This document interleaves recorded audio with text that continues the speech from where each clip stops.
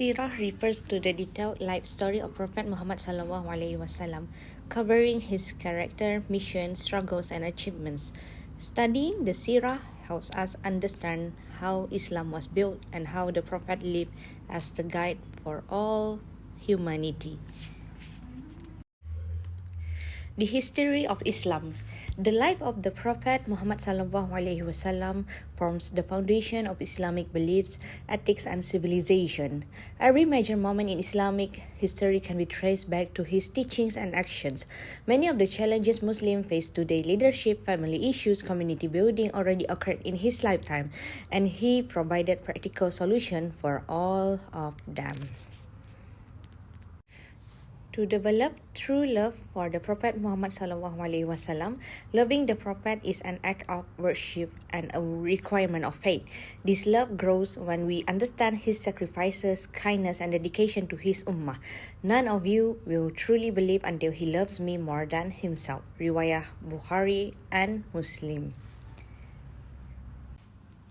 To follow his character, the Prophet ﷺ is the best model of mercy, patience, honesty, bravery, and humility.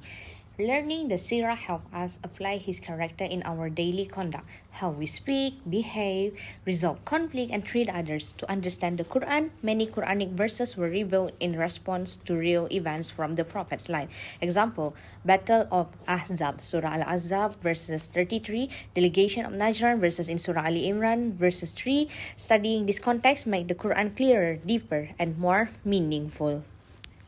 To learn the method of dakwah, the Prophet dakwah was gradually strategic and filled with wisdom. Three major stages. Firstly, secret call, small private in circle in Makkah.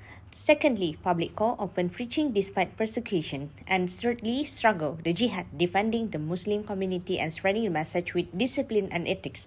These stages teach us patience, strategy, and wisdom in spreading Islam today.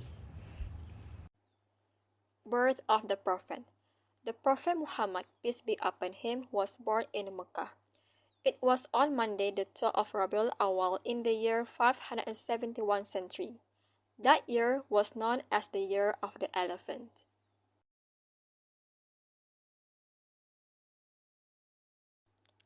Early life of Muhammad. Prophet Muhammad SAW was orphaned at a very young age. His father, Abdullah, passed away before he was born, and his mother, Aminah, died when he was just 6 years old. He was then raised with love and care by his grandfather, Abdul Muttalib, and later by his uncle, Abu Talib.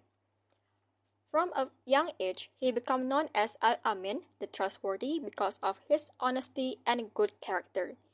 He worked as a shepherd and later became involved in trade and business, where people respected him from his fairness. At the age of 25, he married Khadijah radiallahu anha, who became his loyal partner and supporter.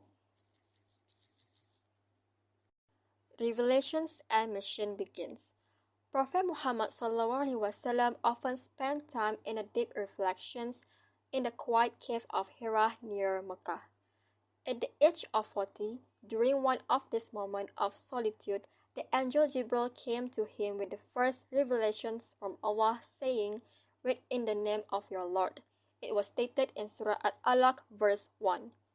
The experience overwhelmed him and he returned home trembling. His wife Khadijah radiallahu anha comforted him with warmth. She later took him to Warqa ibn Nawfal, a knowledgeable Christian scholar who was confirmed that the message he received was truly divine, just like the revelations given to earlier prophets.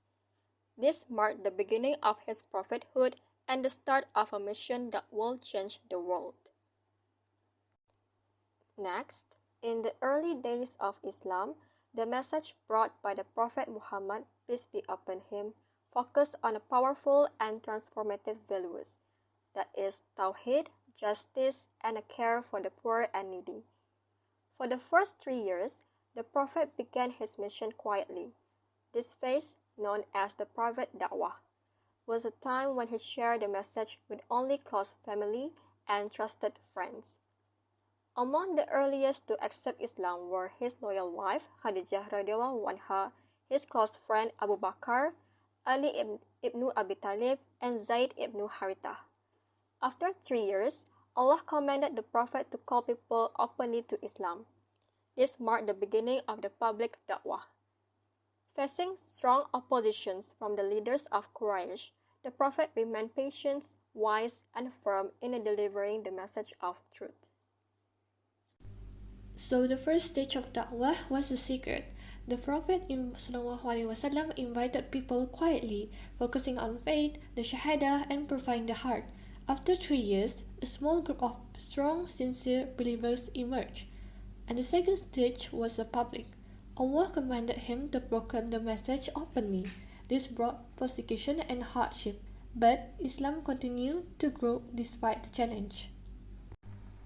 After the public da'wah, Islam spread beyond Mecca. It reached Medina, where Muslims migrated and a new community was formed. The Hijrah became a major turning point. From there, the message continued to grow. After Hudaybiyah, the Prophet ﷺ invited nearby rulers to Islam, spreading the da'wah beyond Arabia. Building the Muslim community, the Prophet ﷺ established Masjid Quba and Masjid Nabawi, not just places for prayer, but center of learning, leadership, and unity.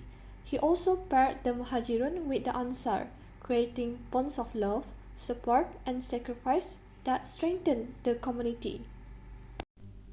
Next, the Prophet ﷺ made the constitution of Medina, giving right to everyone and creating a peaceful community. He taught faith, good character, and unity, and care for the poor, orphans, and widows.